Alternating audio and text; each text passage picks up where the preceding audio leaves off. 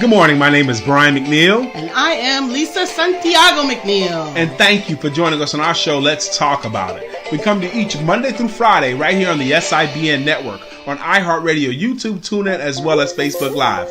Good morning. Good morning. Good morning. Like. No, I haven't. I have not. Good morning. Good morning. Good morning. I hope that you all are happy this Wisdom Wednesday. Make sure that you hit those likes, hit those shares. Goof day is probably a good day. Yeah, you think? Good morning, Miss Phyllis. How are you? Good morning, Miss Phyllis. This is Wisdom Wednesday. Mm-hmm. We do have a topic for today. We have a topic. Yeah, we got you, Miss Phyllis. What's the topic of the day? Today's topic is scroll number 2 in The Young Traveler's Gift. I will seek wisdom. Well, what is The Young Traveler's Gift? The Young Traveler's Gift is an amazing book, and I'm actually enjoying the audiobook because I have found that I am engrossed by his voice and storytelling abilities. And it is written by Andy Andrews. He actually narrates it, and it is wonderfully, wonderfully captivating. The book actually is a journey through time by a young man who is actually in some personal circumstances, some dire straits, if you will. And within those dire straits, he actually came to a point where his father was very sick. His mother is taking care of his father. He's getting ready to go to college. And now he's whining about not having the money to be able to pay for college because of the accident that he caused and the fact that his father's sick. So this is not a spoiler alert. It's really not a new book. It was from 2018 or 17. But I have been re-listening to it because this is actually a newer version of the original book, which is The Traveler's Gift. This is a Young Traveler's Gift. Hey, Miss Phyllis, I don't see why you keep on getting off and getting back on. What's up, Uzama? But in this journey, he is learning lessons about life that will ultimately help him to deal with the situation that he is swished out of time into meeting all of these amazing people. Why did that inspire you for today's topic? Well, absolutely, because today is Wisdom Wednesday, and we did scroll number 1 on Monday. And now scroll number 2 is I will seek wisdom. And in the story, he is actually taken to back to biblical times, and he is dropped smack dab in the scene where Solomon is actually a judge over the 2 women that come in front of him with their babies, one living baby and one unalived baby. Okay. And when he says, I will seek wisdom, so the topic is, we're going to continue seeking wisdom as a declaration. Absolutely. And understanding that wisdom is very, very, very different from knowledge. And all wisdom does not have to be gleaned from your own personal experience. But even in and of itself is equally important because the people that you surround yourself with are the people that you're going to draw from. You're going to draw wisdom. You're going to draw expectation. You're going to draw the way that you enunciate your words. You're going to draw whatever kind of foolishness or greatness is in you. It's going to be drawn out more because of who you're around or less because of who you're around. So to me, that right there, what you just said, it don't have to be, it can be inadvertent. It don't have to be on purpose. No, absolutely. But whomever you're taking in and being around. Absolutely inadvertent and on purpose at the same time. We often, many of us, myself included, as parents, were very conscientious about who and what we allowed our children around when they were very small. We were very intentional and deliberate. I don't want them over to such and such house because they do this, they cuss that, and they do the other things, they eat such and such or whatever. They watch TV, whatever. They do R-rated movies, all of the things, right, that you want to organize your child into not having in their sphere. Okay. But oftentimes, and as a parent, I have to say I'm guilty of this too. Maybe you did it better than me, and I hope you did. But once your children get around 14, 15, 16, you may start loosening, right? Even younger, you might start loosening those controls because you figure, or you even might start saying, they know better by now. They can make certain decisions for themselves. But understanding, and I can remember that almost like I can still hear it. If such and such jump off a bridge, you gonna jump off a bridge too? Like that was the saying that was told to us when we did follow the leader from what our friends were doing, and we shouldn't have. But interestingly enough, we often did jump off the bridge because they were jumping off the bridge. Absolutely, we did. Because we want to be an association. We want to be in a gang. Okay.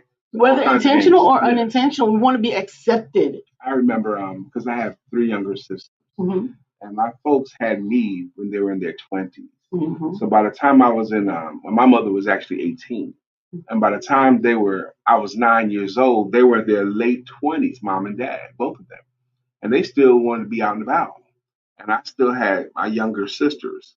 So I can distinctly remember age 9 because I was accustomed to babysitting my younger sisters. Mm. I was accustomed to feeding my younger sisters and entertaining them in some kind of a way. At 8 or 9 years old. 9. And that's 3 younger sisters, not just one. Right, and one was a baby. One was a whittle. That was Stacy. She was like a knee baby. That's right. And my sisters, shout out to Stacy. They felt like that was just the way the game is. Right. They didn't buck the tide. Because you accept what's common to you. They did. What you're used to. Brian's big brother, and what Brian says we gotta do, that's just that. Okay? Right, that's it. Brian says so, and he's been given the authority. They took it that way. Absolutely. I have the authority. It was I can inferred. make them do chores. Mm-hmm. Like Tracy, for example, she was her to do dishes. And she would do the dishes, and I would inspect the dishes after that. And I'd put them back in the sink. The ones that I felt still had grease on it, she would try to do as fast as she can. Now, Tracy was only 1 year younger than you. Yes, right? But I was still big brother. Okay? That's interesting. I can't imagine. And she would have to go do it again. Tracy, this is not clean. Get that back. And she didn't like it, but she did it. Okay. That's interesting, though, because I never really actually thought about that out loud, because 1 year age difference, she's seen you as just almost in the same stages as her.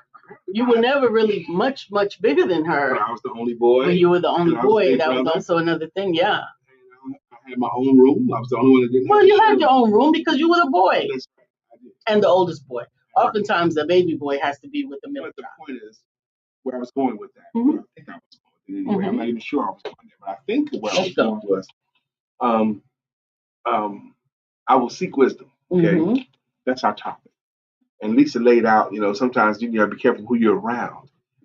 And I can remember even as a child feeling like I have to step it up and be the head of the house. Okay, I gotta take care of these kids.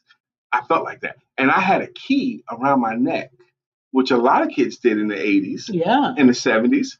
I had my own key. I had a grandma at home, but yeah. Okay, and no, I had a key, so I could come and go. 10 years old, 11 years old, I could come and go. I could come and go at 11 years old, 12 years old. I could come and go. Okay, anytime. No one checked me. My girlfriends could come over to the house. That's what I grew up in. Did anybody else have a similar youth?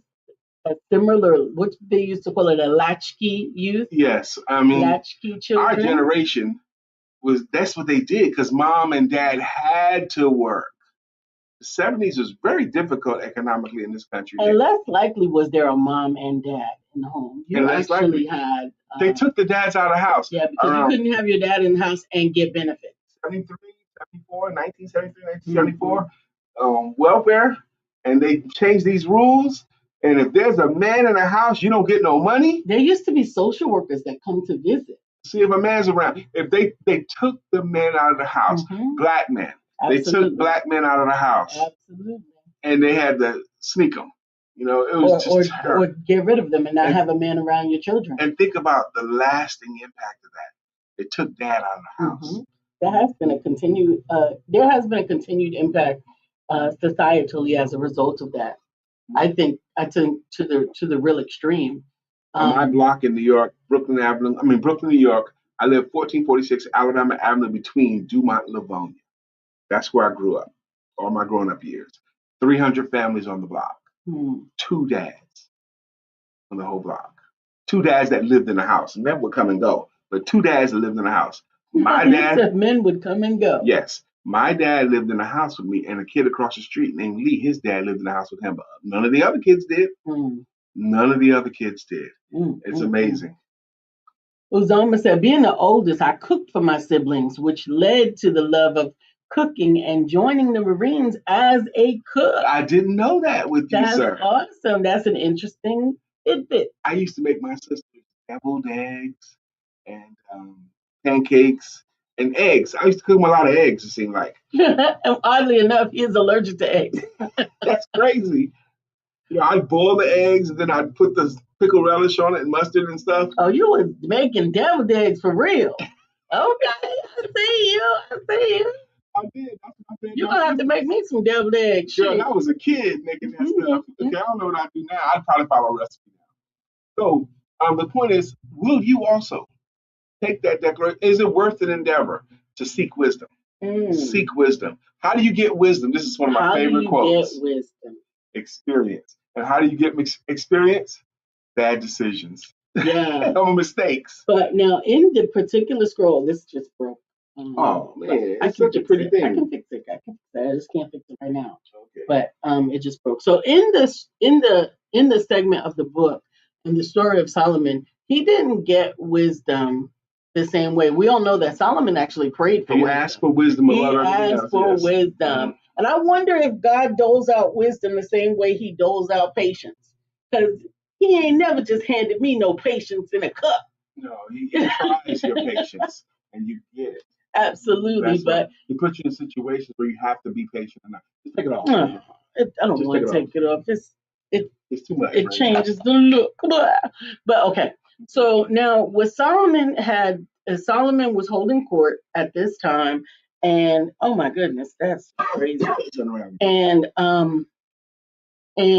these 2 mothers were brought to him to judge which one of them has the live baby and which one has the unalive baby. And he had to do some really interesting deducing because there were no webcams, there were no what do you call those cameras in the bedrooms. There was no ring cams. There was no nanny, whatever nanny cam, none of that. So he had to deduce which baby belonged to which mother. All of us know the story already, right? So I was asking myself, why is this the story that he used to illustrate I will seek wisdom? Why is this the story? Why is this the interaction? Why is this where did you come? I'm still kind of chewing on it, but because a couple of things. Obviously, Solomon is known for wisdom, but we know that the wisdom he got was not through experience. It was through prayer. He asked for it from God. And God gave it. And God gave it to him, along with everything else, which also gives us a very interesting character. Which also gives us the seek ye first the kingdom of heaven, and all else will be added unto you. Right. So it brings me to that. What were you going to say? Solomon's interesting to me. Okay. He was very, very wealthy. Very wealthy. He had hundreds of wives. Lots and lots and lots of wives.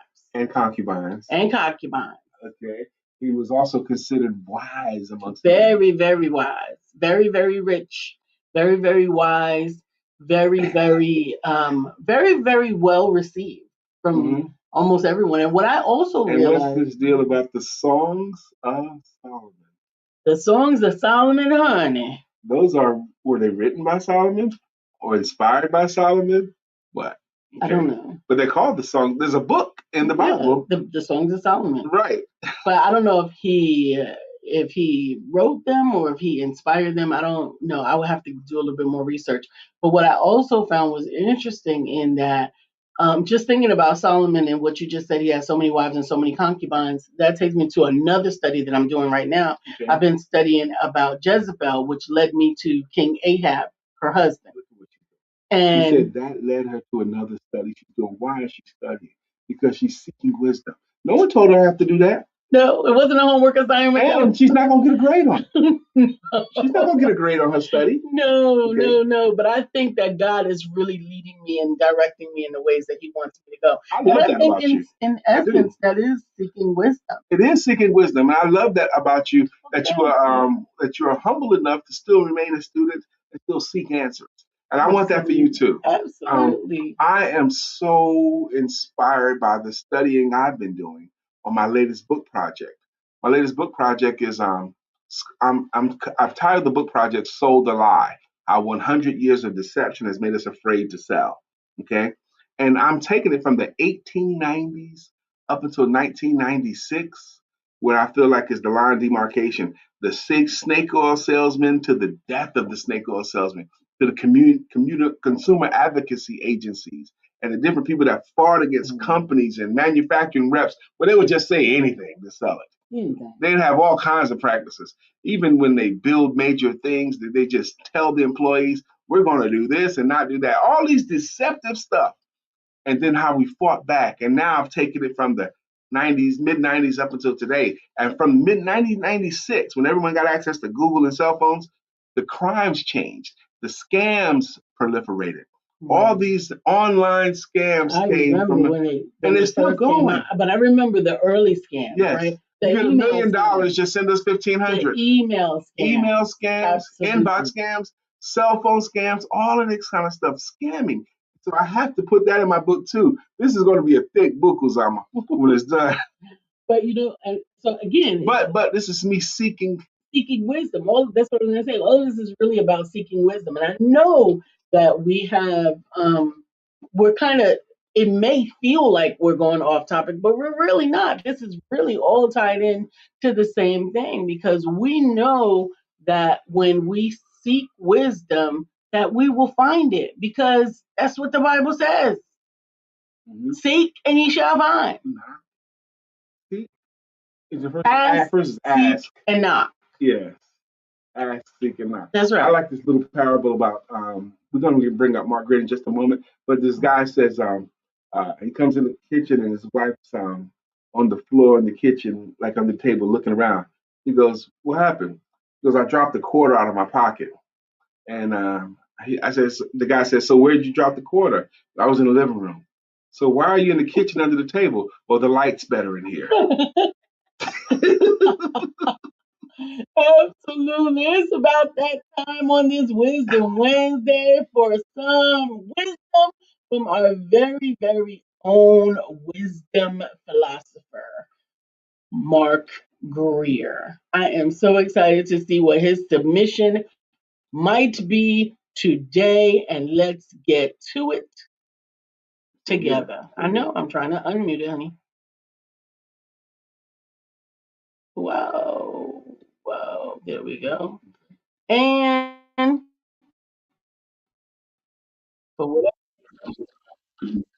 this morning, and I really want you to embrace it. I want you to hold on to it. I want you to let it marinate in your mind, in your soul, and I want you to feel it in your spirit. And that message is simple. You are your ancestors' wildest dreams. I don't know if you've ever thought about it, but you are your ancestors' wildest dreams. Everything that you are able to do today, everything you have done in your lifetime was bought with a price, was paid for with a sacrifice, was manifested with a dream. You are your ancestors' wildest dreams. When you think about it, those who came before you, who went about their daily lives, sometimes living in unspeakable hell, dealing with things that were inhumane, dealing with being treated as less than, yet and still, they pressed on. They hoped. They dreamed. They prayed. And perhaps doing all of those things would not benefit them, but yet and still, they pressed on. And they realized that although I am hopeful, although I am dreaming big dreams, Although I am praying every day, my situation may not change, but there is someone coming after me that may benefit. And because of them, I will gladly sacrifice, even if it includes laying down my life, so that they can have the things that I could only dream of. Empowerment Duo family, you are your ancestors' wildest dreams. If you think about it, the freedoms that were not available to all, but the spirit could not be diminished. The soul could not be extinguished. The desire for something better never rested, because they said, I will do what is necessary to make a better way for those who come after me. And Empowerment Duo family, I'm telling you this morning, you are your ancestors' wildest dreams. Maya Angelou said it best. She said, I come as one, but I stand as 10,000. I am my ancestors' wildest dreams. Empowerment Duo family, I truly want you to embrace this message. And I want you to truly think about it and live it and understand, just as your ancestors sacrificed and paved the way for you to do what you do today, you are doing the same thing for those who come after you. Your children, your grandchildren, your great grandchildren will one day look back at your life and say that I am my ancestors' wildest dream. Empowerment Duo family, this day, if you have never done it in your life, if you have not thought about it for a minute, I want you to embrace the fact that you are in actuality your ancestors' wildest dreams. It comes with a commitment. It comes with courage. It comes with a blessing. And every single thing that you do, understand there are people in heaven watching over you right now. And they're looking down and they're saying, yes, that is why I sacrificed my life, my everything, so they could do what they do. And as I look at them, they make me proud. Or they're saying something else. They're saying, look at them. Everything that I sacrificed was useless. Look at how they carry themselves. And I realized I sacrificed too much. Empowerment Duo family, you and I both know your ancestors are not saying that about you. You are your ancestors' wildest dreams. You take that title with you and you carry it everywhere you go. And as they watch over you, know beyond a shadow of a doubt that you are making them proud and be everything they ever dreamed of. That's all I have for you this morning, everybody. As always, all of you are anointed, appointed, and destined for greatness. And in achieving your greatness, you became your ancestors' wildest dreams. We'll talk to you again soon. Peace. That was a definite familiar reprisal that we have received from Brother Mark Greer. But doesn't it steal you back? It does. It reminds you. Absolutely. It's encouragement. Absolutely. You are your ancestors' wildest dreams. Absolutely. Are you kidding me? You know, you didn't just originate here now. There are people that came before you. Grandparents, great-grandparents, great-great-grandparents, and great-great-great-great-grandparents who were slaves. Okay? They're in heaven right now looking down on you, and they are proud of you or think they might have given too much. They had to pray and be clever and endure to get us here today.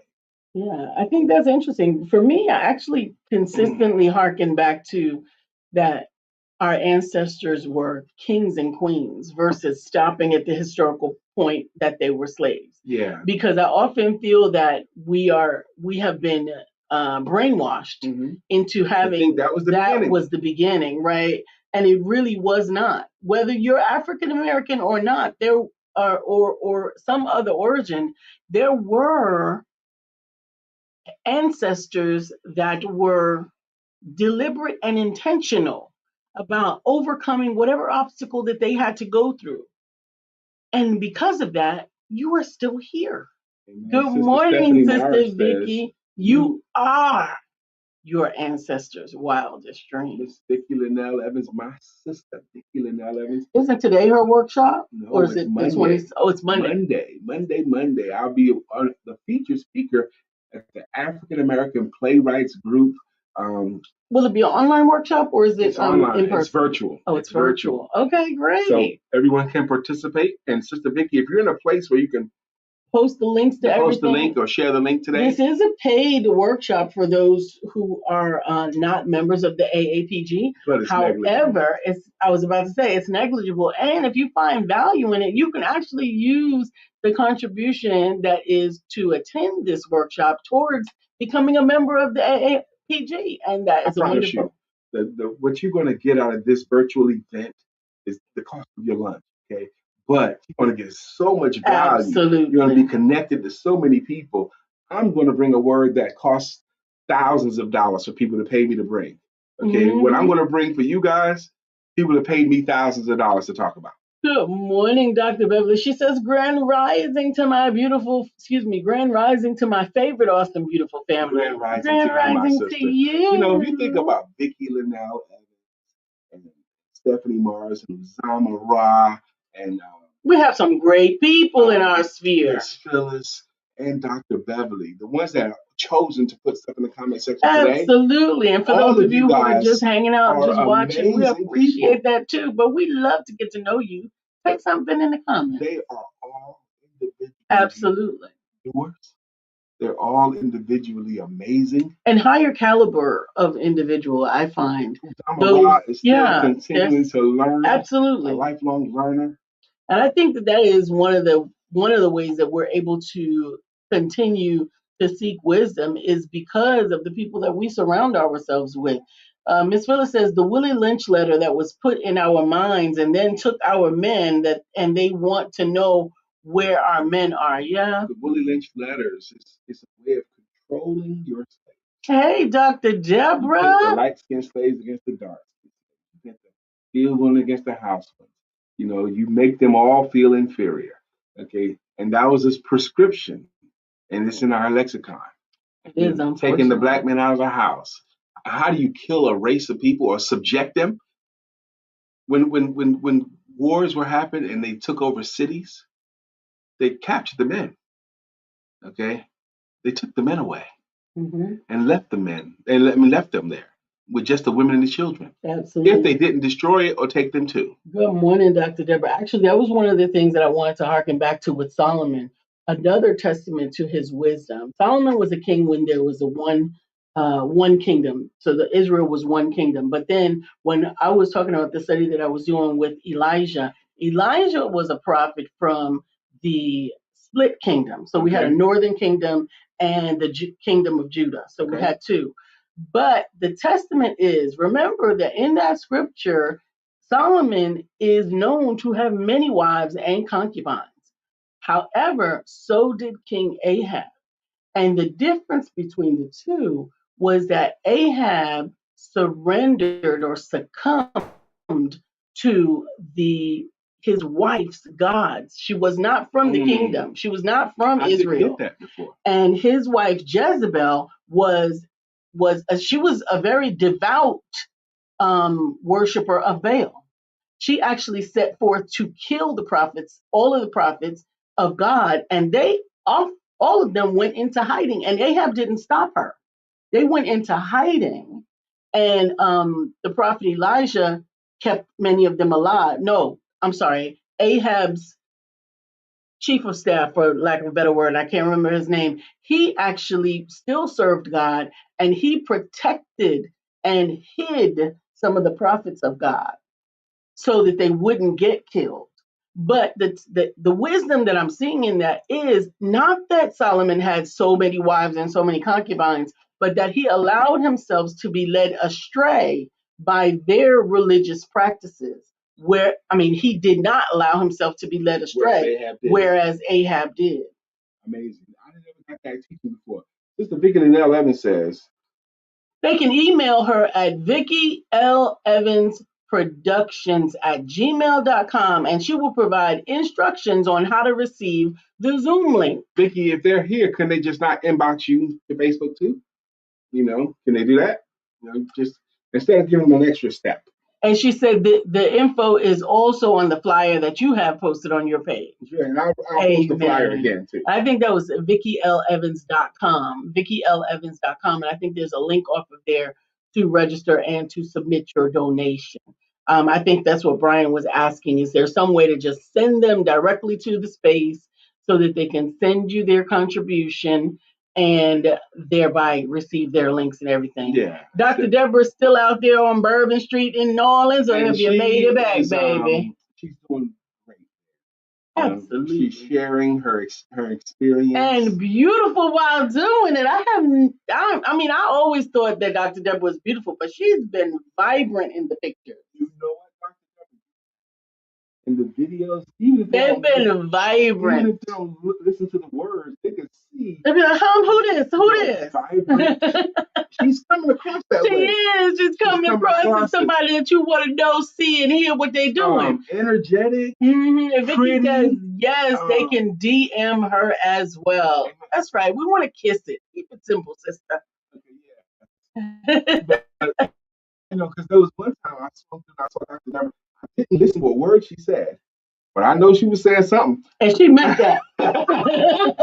Sometimes that's the case. I was like, whatever she's talking about, I clicked like on it or something, because even though I didn't listen to the message because I was moving about, but I was like, oh my gosh, she's delivering something. Mm-hmm. Okay. So, and that matters too, by the way. She says, I'm still here. Riverboat Lunch Cruise today. That's gonna be nice. My presentation went great yesterday. I am so excited. What's good, Brother Mark? He says. Margaret says, what's happening there? Now, Mark, I want to say thank you again for your words today. Thank you. Do you realize that you are... That's the name. Obadiah. Thank you. Obadiah hid the prophet. Thank you, Dr. Beverly. But Elijah came and stood flat-footed in front of Jezebel. But we're going to talk about that later. Anyway, but Mark Greer, I wanted to say to Mark Greer, your message today that you are your ancestors' wildest dreams, and the responsibility of that, and that they're watching you today, it's the kind of message that will steal a person's back. It does. It'll make them take themselves more seriously, right? Or because you should, and because you can't afford to let everybody down. That's right. It's not just about you. It's about what you were called to bring forth. There were sacrifices that were made so that you could get where you are today. And they are proud of you. Absolutely. Or they might think they paid too much. Boy, when Mark Greer said that, are they going to be proud of you, or are they going to think they paid too much of a price for what you turned out to be? Oh my gosh. Mark Greer, thank you.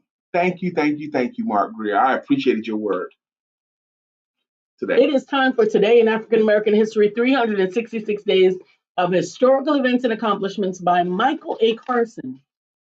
We have been journeying through this book for almost 3 years now. And on this day in history, August the 19th, in 1994, Illinois Congresswoman Cardis Collins became the first woman to head the Congressional Black Caucus Foundation, Incorporated. Cardis Collins was the first woman that had the CBC, Congressional Black Caucus.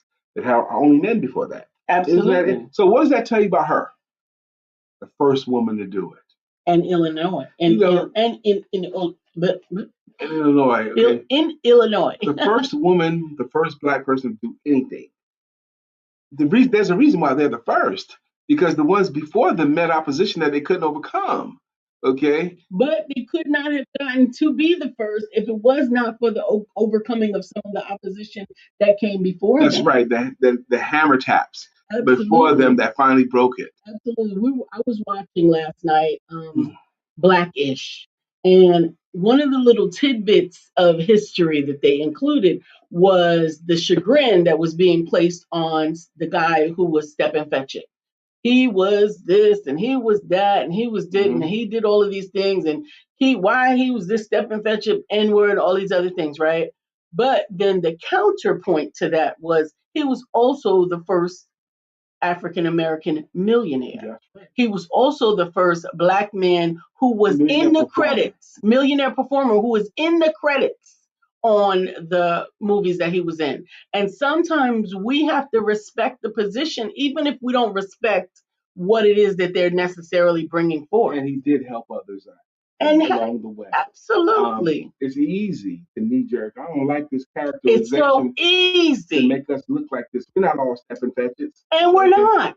But we wouldn't get to be Oprah if there had not first been Step and Fetch It or Aunt Jemima or I don't know nothing about birthday. I don't know nothing about birthday babies. That's right, Hattie McDaniel. We wouldn't have. Say, I could play a maid. Or I could be a maid. I could be a maid and make this a little bit. I could play a maid in a movie and make this. Thousands, okay? Mm-hmm. She made significantly more acting as a maid than she did as actually being a maid. Okay, come on, man. Interestingly enough, we're going around and around and around the mulberry bush, but I have to say we're still staying on topic. Today's topic is I will seek wisdom. Come on, Mark. Sometimes turning the prism, meaning looking at things from a different perspective, is actually seeking wisdom instead of executing based on a knee-jerk response to something that you simply don't understand or can't understand the person's thought behind what it is that you're actually seeing. Dr. Deborah goes on to say her maternal great-grandfather is buried there in New Orleans. Okay. This morning in my Wednesday mornings mastermind group, the topic was: Are you a commodity, or are you one of a kind? Are you a commodity or one of a kind? Help me to understand what the difference is between that. Between commodity the two. Is like everything. I mean, that's something that easily can be bought and sold. You can get anywhere. It's a commodity. Okay. It's an abundance, you mean? No, a category of stuff. A commodity. Pork bellies are a commodity. Real estate agents are. Okay, if you let yourself be put into the category, couldn't put into a category. As opposed to what sets you apart from everyone else. All the coaches are commodities, okay? Or I'm a life this or whatever. They're commodities. Or are you one of a kind, okay? And my answer was, because people are so quick to put you in a box. Brian is a sales guy. That's the box they put me in. Okay, but I'm also a father and a husband too. But it's easy to put people in boxes. And my feeling is we spar with trying to stay out of the boxes. We spar with it, but it's like shadow boxing. You don't hit it, okay? And you have to keep teaching society a lesson again and again. And other smart people were saying we're both. You are a commodity and you're one of a kind. Okay. As in the whole point behind each and every one of us has a different fingerprint, thumbprint. We all have you still different. Can say that you're a woman. Right, I'm still a woman, even though I have a different. I'm fearfully and wonderfully made. From every woman, we still have something in common. So I think that's a give or take type of thing. They had a lively debate about it. It would, yeah, I think it would need to. And what's also interesting, I think, is that when we think about who we are, you're right, we are a myriad of roles, right? But even in our roles, there are still distinct differences. No doubt. So you can be a husband and a father and a coach and a professional and all those things. But even in those labels, if you will, you still do them differently than everybody else. What was brought up is Tony Robbins, one of a kind, or is he a commodity? Well, he probably started out as one of a kind, but there have been so many that have espoused very similar. That's exactly the point. Right. That's what I said too. Thank you, baby. I said he's one of the best at what he does, but there are a lot of people that do what he does. Absolutely. He's not the only one, so I couldn't call him one of a kind. Absolutely. Okay. Even though and then someone else said, well, he had to earn the right to be positioned there. Okay. So did everybody else. Dr. Deborah says that begs the question, going deeper within. Absolutely. And I think it's a worthy pursuit. I think it's a worthy use of time. You know, Am I one of a? I mean, the expression "we're born originals, but we die copies," and it's like adults. Maybe school does it to us, but the older we get, the more it seems like people fight to be like everybody else.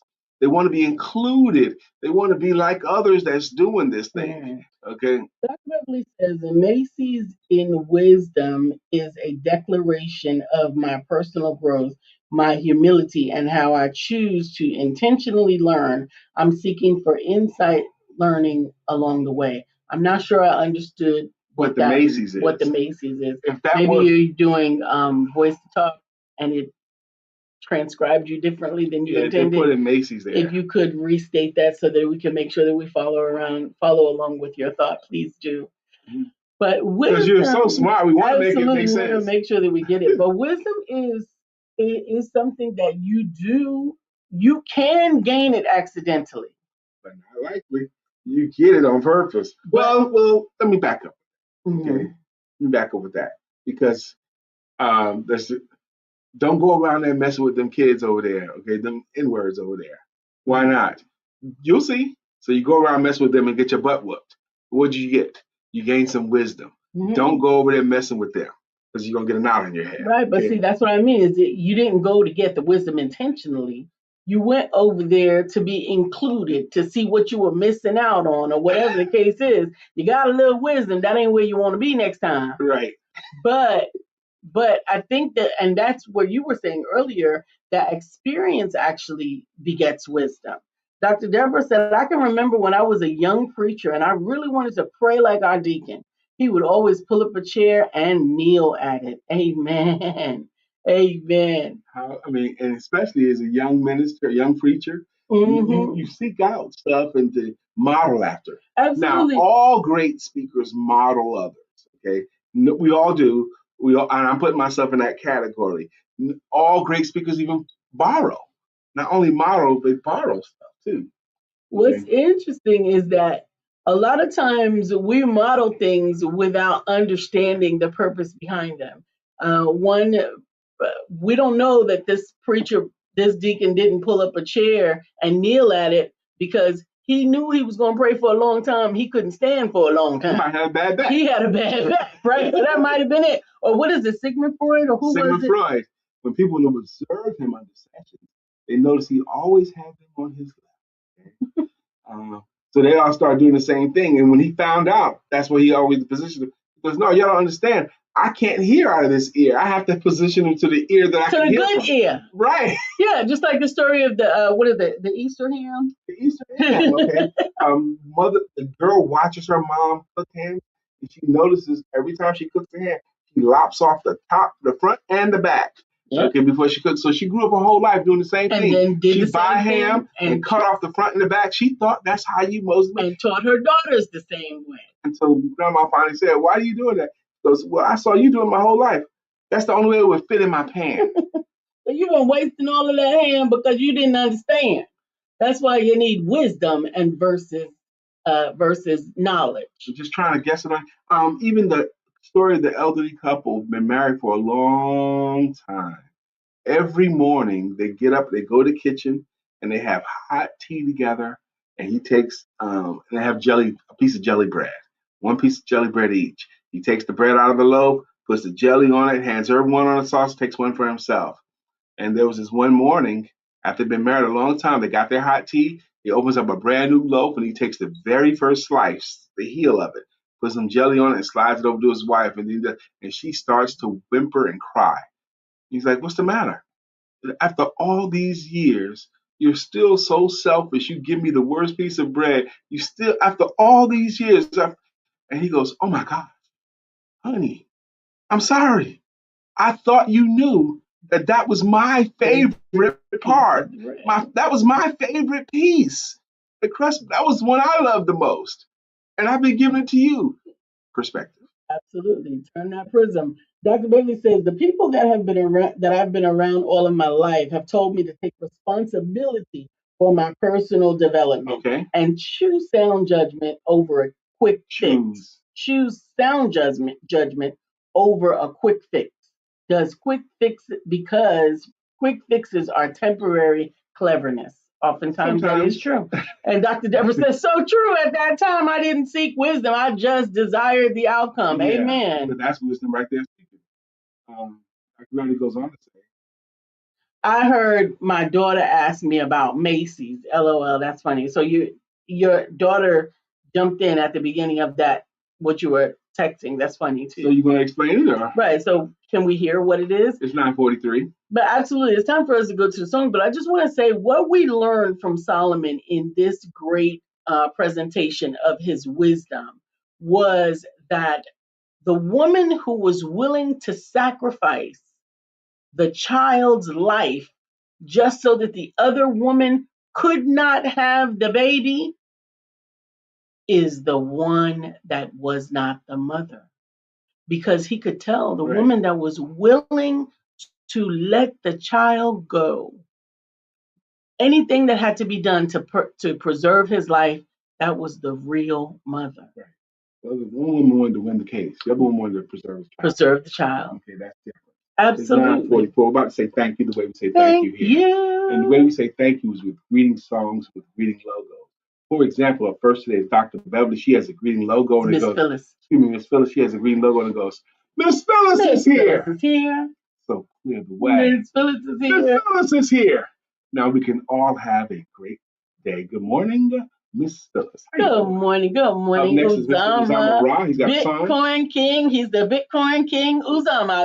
Bitcoin King. He's the Bitcoin King. Uzama. Good morning, Uzama. She's got a song too. Stephanie. Life has new meaning to me. There's beauty up above. And things we never take notice of. Wake up and Stephanie, you're in love. Ooh, ooh, ooh. Our friend Vicky Linnell Evans got a song too. Vicky Evans rocks. Steady, steady rocking all night long. Vicky Evans rocks. Steady, rocking to the break of dawn, y'all. Now this is Dr. Beverly. She's got a logo and it goes, Dr. Beverly is on the show. Good morning, Dr. Beverly. And good morning to you and the rest of your crew. That's Dr. Beverly's jam. Dr. Deborah, nonprofit strategist and funding coach. Mm-hmm. Good morning, Dr. Deborah Dustin. How you doing? Dr. Deborah and Stephanie, we missed you last night on Women's Empowerment. It was phenomenal.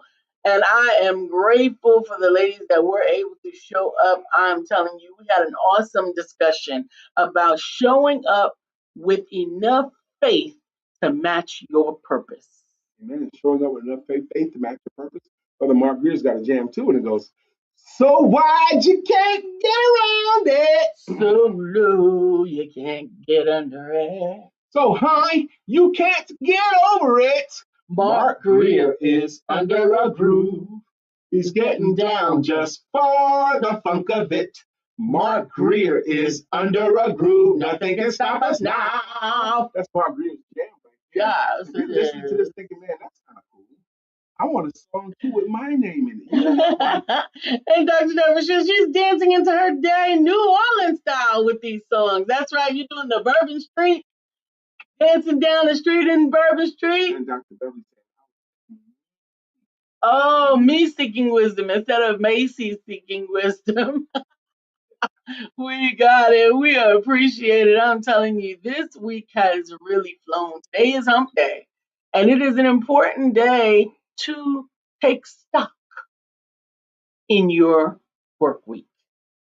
Some people call Wednesday hump day, middle of the week, ready for the slide down to the weekend. But we actually see Wednesday as evaluation. How you doing this week? Have you got anything done? You probably have. You've probably been doing better this week than you're giving yourself credit for.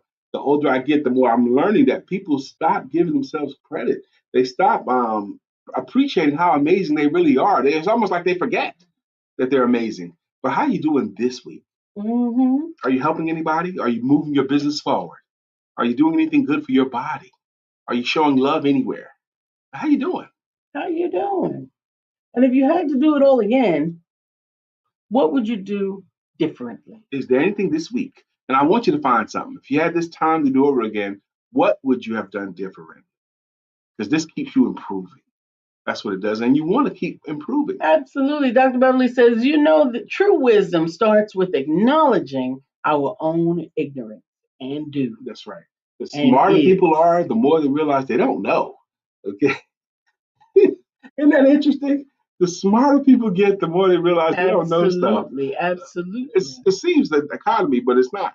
It's not. It's actually so true. And so often we forget that there's some things that we're simply not privy to.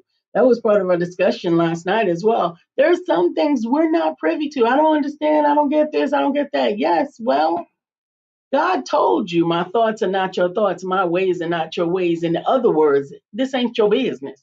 Do your part.